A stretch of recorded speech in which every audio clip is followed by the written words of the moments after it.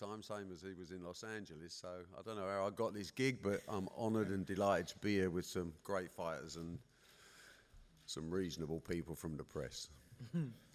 This is an interesting time for boxing. Before we talk about this event, this is a great time to be a fighter. For whatever reason, there comes time in life when all the stars align and people start to understand and respect the fighters that fight and the people that buy tickets to go and watch fights. Boxing is hot. I'm not sure why, but there comes a time when certain things just happen. There's nothing heavier, nothing better than the heavyweight division. What we're seeing now is this amazing mixture of television companies and people around the world that suddenly have been convinced that boxing is at the top and is sexy business once again. And what that's done is brought about lots of broadcasters from around the world with lots and lots of money.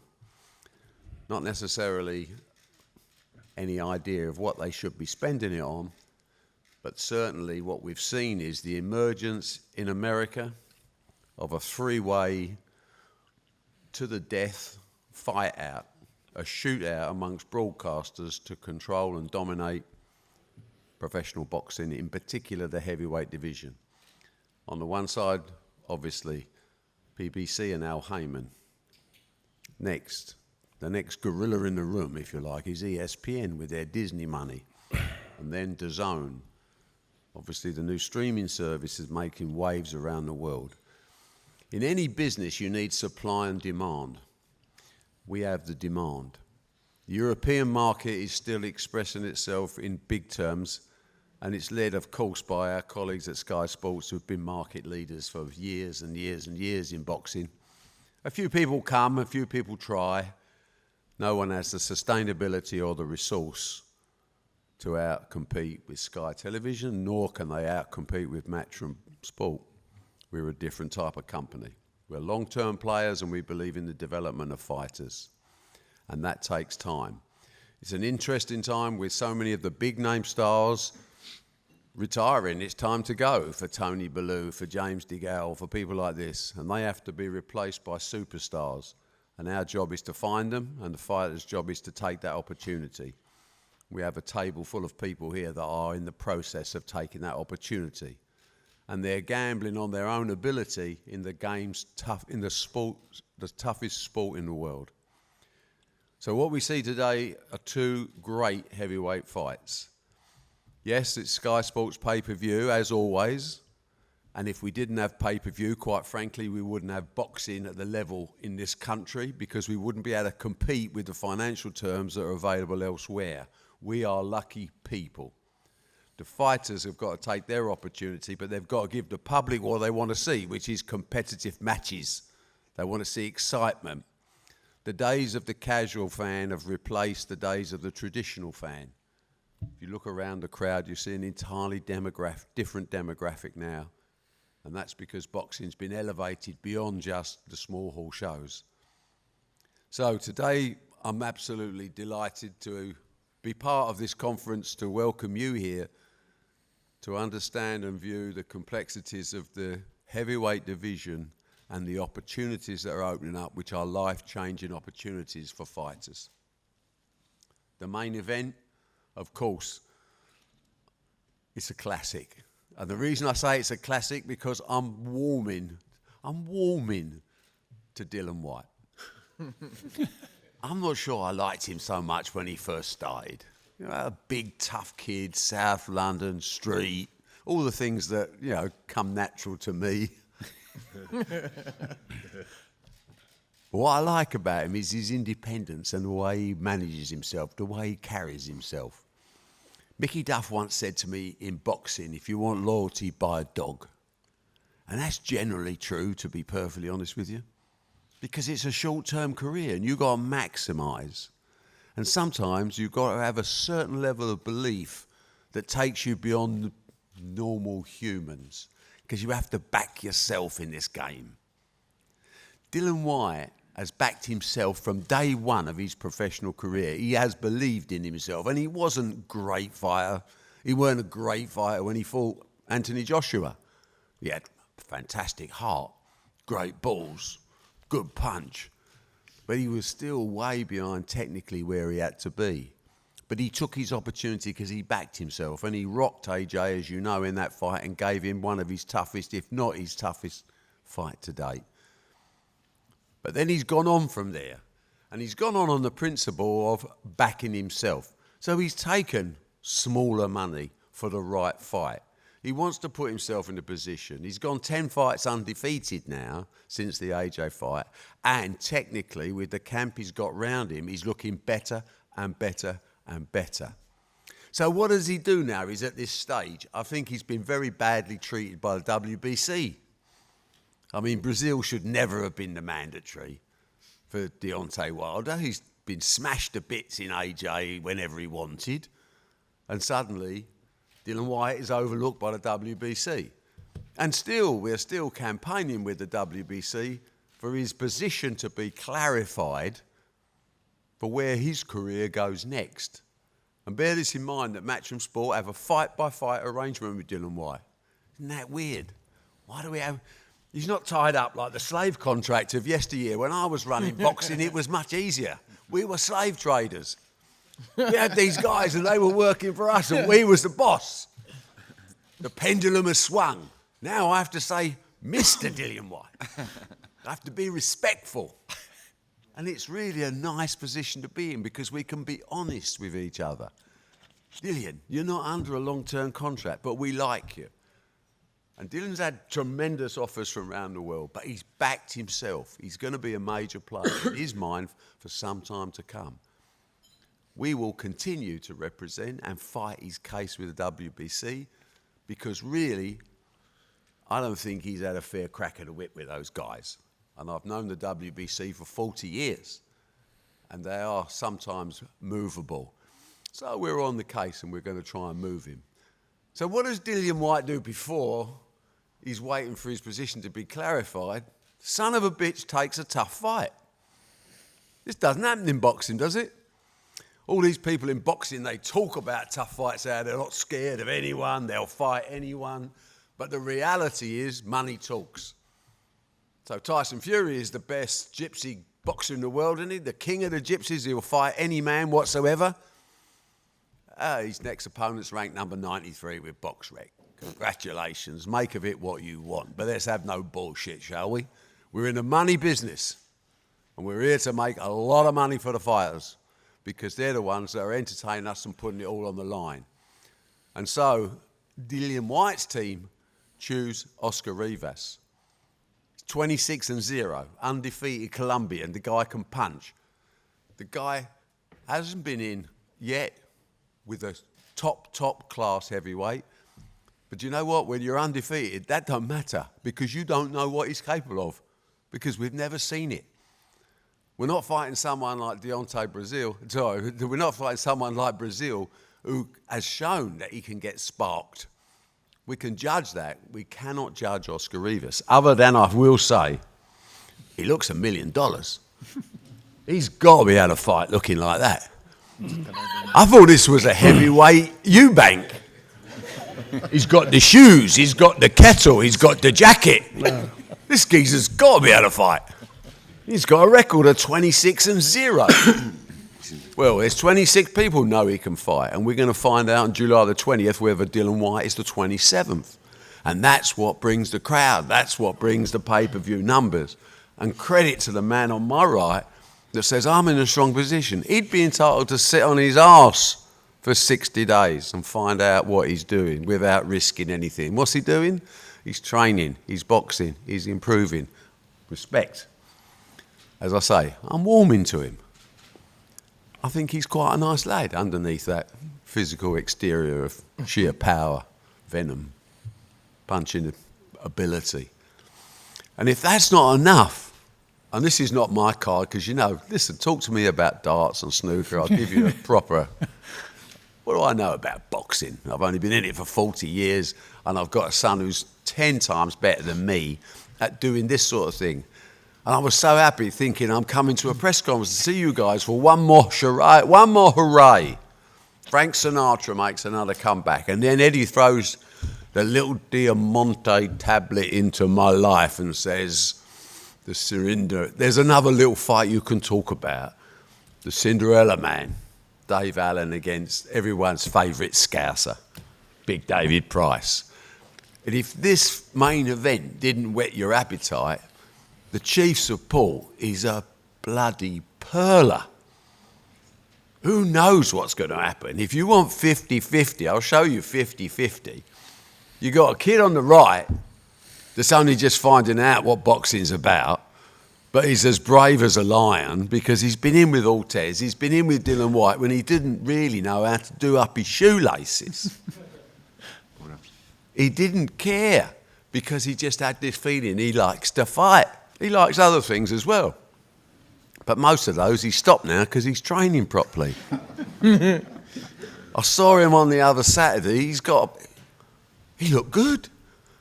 And where did that body shot come from that took out Lucas Brown? I mean, that was sweet. I could have thrown my dinner up if I'd have thought of being hit like that. And that's after getting picked off by 2 rounds with the other geezer thinking I've got an easy one. He didn't know what the White Rhino was all about. And as for Pricey, complete contrast to Dave Allan because he's got amateur experience, he's got pedigree, he's got class, he's got quality, and the geezer can properly bang. But he's got that vulnerability because we don't know when he's going to run out of juice. We don't know I don't know what David Price is going to come in the ring. If he comes in super confident, if he comes in realising that he's a level above Dave Allan technically, we could have a classic on our hands here. I don't care who wins that fight. The reason is because I like both of them. And whoever does win it deserves it. And look where they're going to put themselves in. What position are they going to?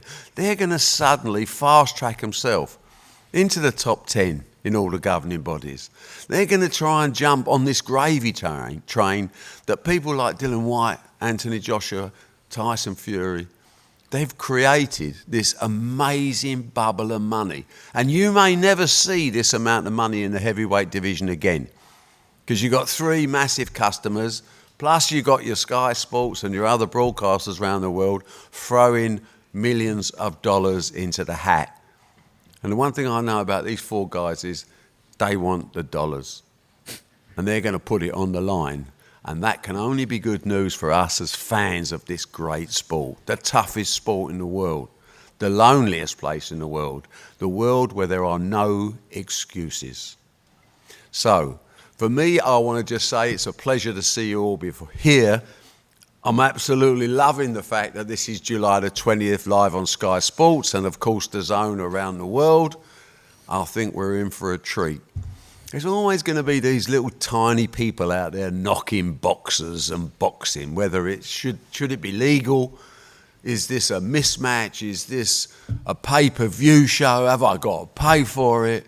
Let me tell you the answer is you got to pay for it. You want to see quality and you want to see it on these shores, these kids have got to be paid. If you don't like it, do me one favour. Don't watch. There's no one coming around your house telling you you've got to spend $19.99. But those that know boxing and know boxers realise this is super value for money because it's a uniqueness in sport that just doesn't happen again.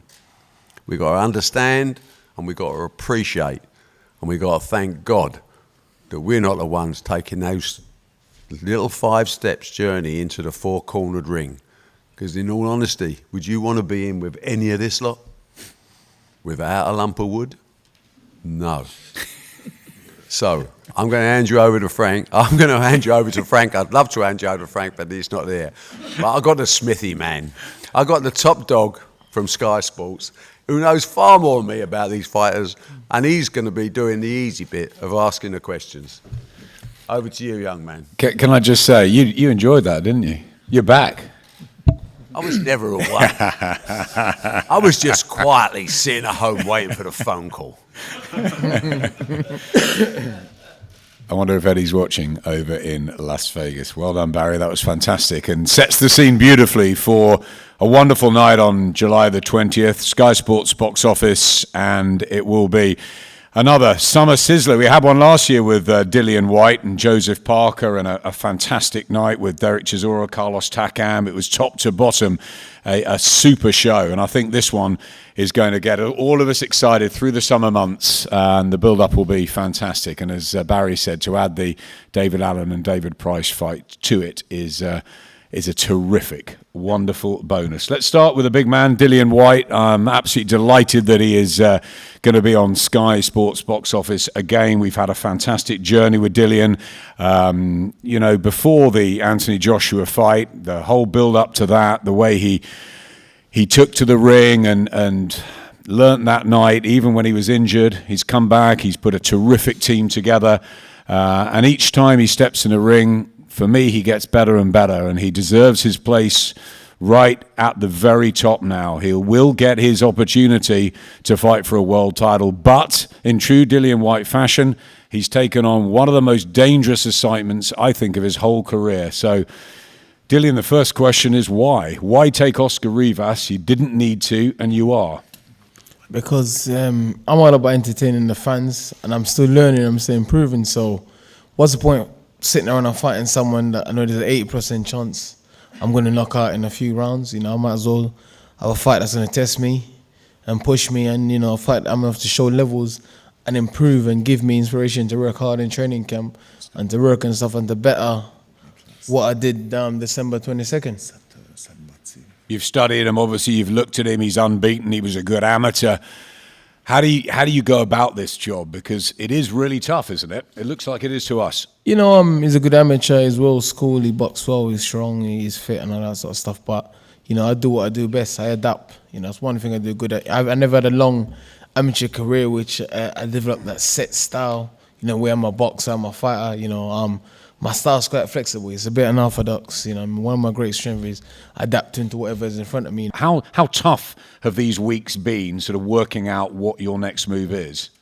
It's tough, but I got a good team. Obviously I got my team behind me. I got Matchroom, Sky Sports behind me, and the fans as well. The fans is fighting the course as well, and and I'm constantly tweeting and messaging every day, and giving the WBC stick for obviously the mistreatment. But that's neither here or there. I want to stay busy. I want to stay active. Like Barry said, I could sit at home and wait and just keep training, but that's not what I'm about. I want to keep entertaining and keep fighting. I don't want to be involved in no more Bretman like fighting, be involved in proper fights, whether it's a title or not. And it's good to be in a position because of Sky Sports and obviously the work I've done in and outside the ring as well, to be able to have these big fights without a real title on the line. And that's what Barry was saying, that you take on these dangerous jobs even when you don't have to. You could have fought anybody, really, and had a sort of ticking over fight until the World Championship title fight came about. But you're taking on this guy because you want to prove yourself. Well, it's not about proving myself. I believe in myself already. I don't need to prove myself, but I want to challenge myself. The difference is a big difference. I want to challenge myself, and just give me that little edge to work hard and to just once again just go in there and show what I'm capable of. And it's things I'm still learning. I'm fighting at a high level, but I'm still learning. Still so much things to work on and improve on, and that's why you can see the small improvement every fight. And there's still so much more to come.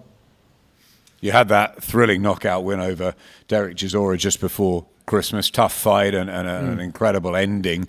How do you think it ends on July the 20th? Do you think you're going to give us another big knockout? We saw Lucas Brown unable to get up as well last year. That power is there now, and you're injury-free. You're fit and well, aren't you? Yeah. Everyone I fought has either been hurt, knocked down, or knocked out. And nothing changes on July 22nd, July 20th. Obviously, Oscar Rivas is going to come to fight. He's going to press the fight. But I'm looking to knock him out. And you believe you will become a world champion either this year or early next year? I don't know, man. I don't know. If you get the chance? Yeah, if I get the chance, then yeah, 100%. But I don't know. I don't know. It's Oscar Rivas for now. Mark Tibbs, you're the man who's got to work out the tactics. He's a very, very good fighter, isn't he? What did you think when the team said Oscar Rivas to you? Well, I had a look at him, like I always do. Had a look at his amateur pedigree, and he beat some good fighters in the amateurs. Looked at his professional fights, obviously. You know, you talk about he's dangerous, and he is dangerous. And this fight is it's a TV fight because of the clash of styles. But because Dillian Whyte is getting more articulate in his fighting aspect, he's going to make a difficult looking task. He's going to make him shine. He's going to make him shine. Oscar Rivas is going to make Dillian Whyte shine. And I feel, you know, we know how to handle Oscar Rivas, for sure. Have you been really impressed since you've had Dillian of the way he's progressed, the way he's got better and he's dealing with each opponent that you guys are putting in front of him? Yeah, of course I am. I mean, his work ethic is probably one of the best, you know, I've ever seen. You know, I've been around watching even other fighters. You know, Billy Joe Saunders had a very good work ethic, unbelievable. But this guy, you know, is the same. You know, whatever you asked him to do, he does, and he believes in everything you put in front of him, tactical wise. You know. So yeah, but no, it's going to be a good fight. It's going to be a good fight. But once we get behind the stiff jab, we'll settle him down, and then we'll put them together. We think it's going to be a very good and a very tough fight. Let's bring in the Rivas team from Colombia, originally based in Canada, and one of their top men, Yvonne Michel. Yvonne, over to you. Just tell us a little bit about why you're taking this fight for Oscar at this moment in his career. Because it was the best timing. It was Oscar who had a great amateur career. He went to the Olympic game. He was a silver medalist in the Pan Am game. He's a super athlete. He's a real athlete. You can check on the track. I've never seen a fighter as fast on a 50-yard meter or a 50-yard dash, I mean. So he has... His career has been slowed down a little bit because of injuries. And when he was ready 3 years ago, we were with PBC, and we had the opportunity, and finally there was some setback. But we got the call to fight Brian Jennings, and it was the call that we were waiting for. And Oscar prepared for the best fight, and he really performed the best of his career. And right after, especially when the ESPN signed Tyson Fury, we were told that we might got the task to be the opponent of Tyson Fury. And then we learned that Fury didn't want to fight Oscar Rivas because of his size. He said that it was not good for him because he wanted to get ready for a taller opponent. And so we were working on having a stable fight, and we were offered Michael Hunter, Andy Ruiz, Joe Parker, so for stable fights. And we said yes to all offer we got. And finally, it was turned down by the opponent, and I got a call from Eddie. By the way, I've been to a lot of Eddie Hearn press conferences, but I realized that he's not as good as his father yet. You say that again.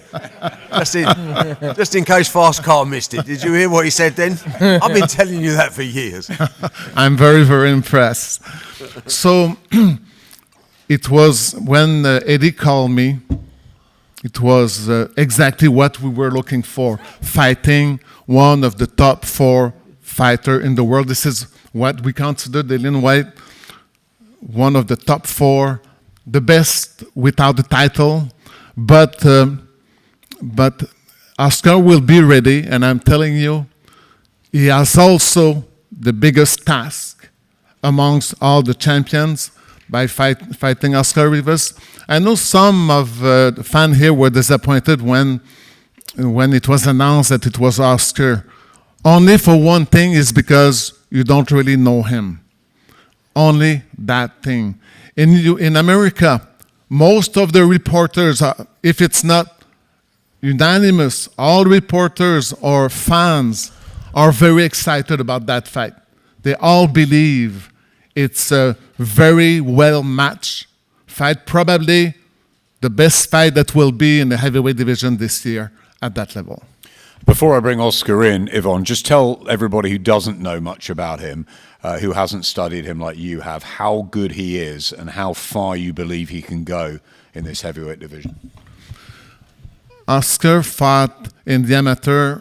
He went in the Olympic game. He beat Kubrat Pulev, and he lost a close decision against Roberto Camilleri, who got the gold medal after. He beat in the amateur Andy Ruiz. He fought Gladzov. He fought a lot of fighters that had their chance already in the World Championship fight, and Oscar didn't have yet that opportunity. But he's probably the best athlete in the heavyweight division. He always got himself up for the challenge, and I believe he can be world champion. I believe the winner of that fight here on July 20th will have the best shot to become world champion, and I'm convinced Oscar Rivas will still be undefeated. Yvonne, thank you very much. Let's bring him in. He does look fantastically dressed. It's wonderful, Oscar, to have you in London. You'll be back over for July the 20th. Is this the fight you've been waiting for, the most important one yet on your professional journey?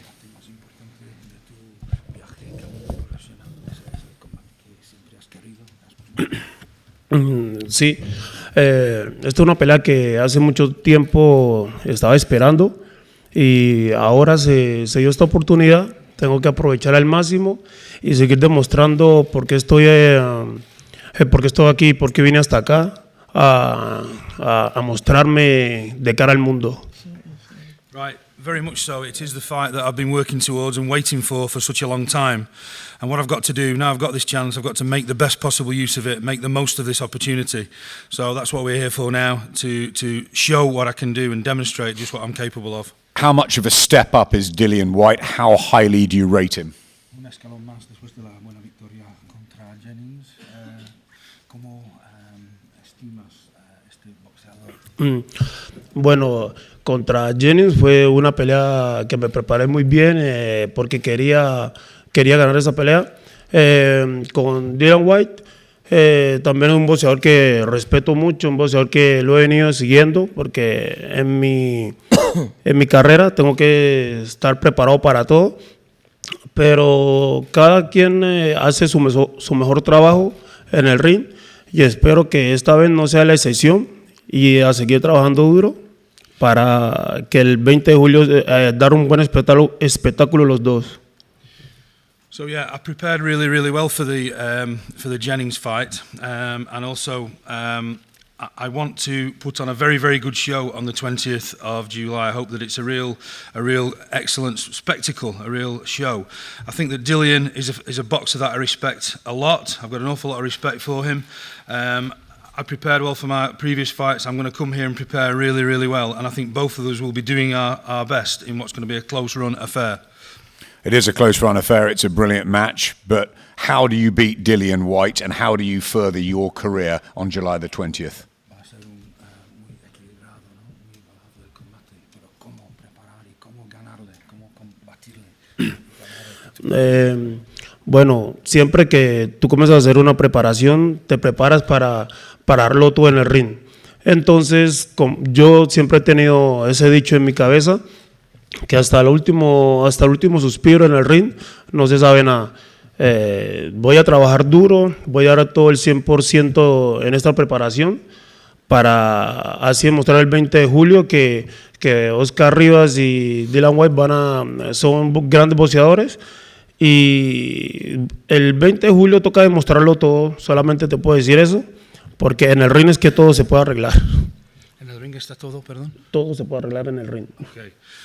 Basically, we're going to be giving everything that I've got. When I start my preparation, my training for a big fight, I always assume that I'm going to have to work as hard as I possibly can, give everything, and nothing is decided until you've taken your last breath in that ring.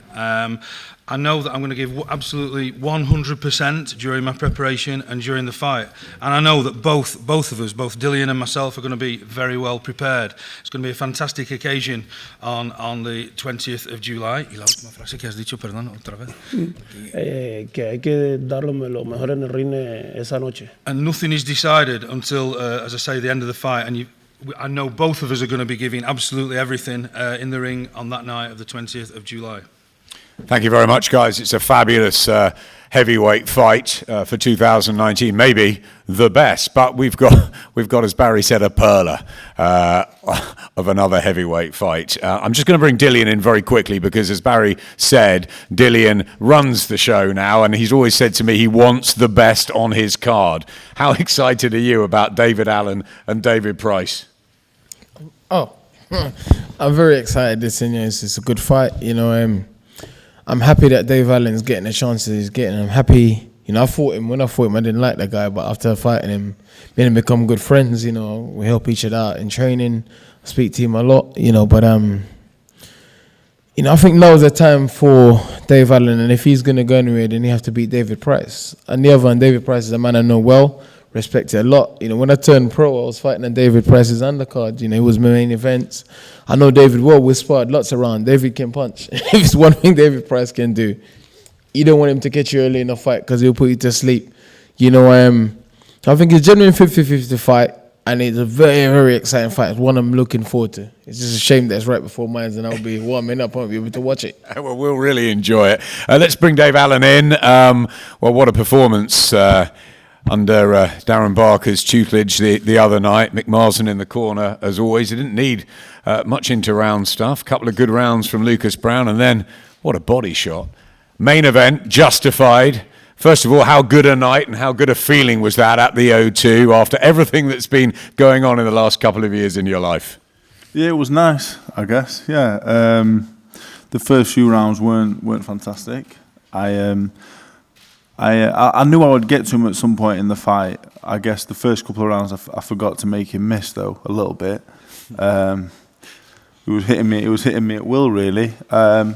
But I knew the shot would come. The third round I relaxed. I said at the end of just walking out for the third round, I said, "Don't worry about it. Like I'm relaxed now." And it took me 40 seconds to take him out. I found the shot. I took him out. It was all right, I guess. Yeah, I was happy with it. You seemed happy afterwards, and of course, just days later, you go into a really big fight against David Price, who we all have known for so long and all have respected for so long. As Dillian says, he's a huge puncher. He's got wonderful amateur pedigree. He's got a lot of ambition still. Why take this now? Well, I look at the Price fight, and I've been after it for years. I wanted it 3 years ago. David Price 3 years ago would have knocked me out. I can see that now. I matured a lot as a person. Obviously, there's a video out yesterday, me talking about David 3 years ago. I couldn't watch it back because I knew what I was saying. I respect him. I was a fan of Lucas Brown, I guess I still am a fan of David Price when he fights.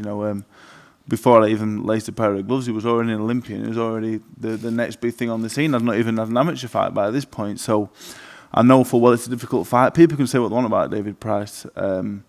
But, as boxers, we know how dangerous he is. I know he can punch. I know he can box. He's technically better than me. He's bigger than me. He punches harder than me. He's stronger than me. He's faster than me. So on paper, you're thinking, how am I going to beat him? But I will beat him on sheer wanting to win. Now I'm fit. Darren will put the game plan together. I will beat him on sheer determination. That's how I will beat him. I know how it's going to go.